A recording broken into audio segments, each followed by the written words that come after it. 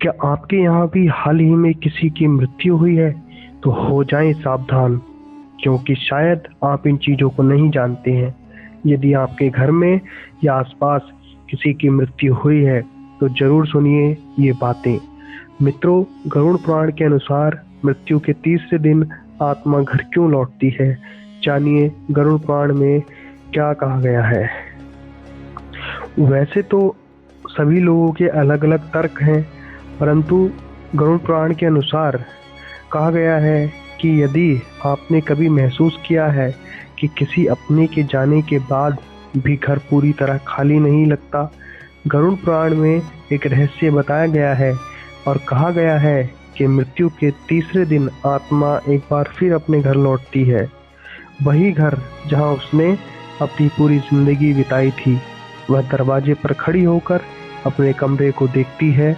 वह बिस्तर, वह तस्वीरें, वह दीवारें जहां उसकी हंसी गूंजती थी, सब कुछ वैसा ही होता है, बस वह खुद दिखाई नहीं देती। वह अपने परिवार को रोते हुए देखती है। माँ की सिसकियाँ, पिता की चुप्पी, बच्चों की बेचैनी। वह पास आती है, बहुत पास, किसी के सिर पर हाथ रखने की कोशिश करती है, किसी के आंसू पोंछने की कोशिश करती है, लेकिन उसके हाथ हवा को ही छू पाते हैं।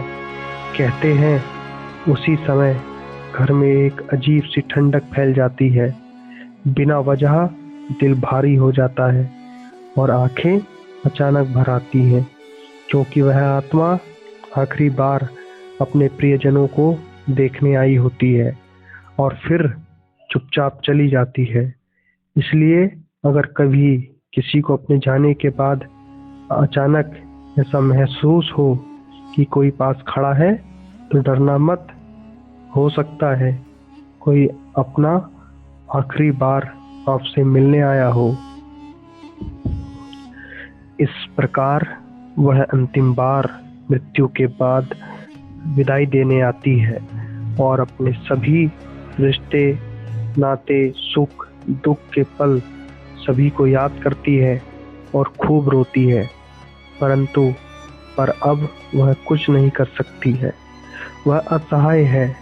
वह सबको छूना चाहती है मगर छू नहीं पाती है। वह अपने सभी परिजनों को मिलना चाहती है, फिर भी धीरे धीरे यमराज के दूत उसके आत्मा को वापस ले जाते हैं, जहाँ पर उसके कर्मों का हिसाब किताब होता है। पाप, पुण्य, अच्छे बुरे की सजा मिलती है।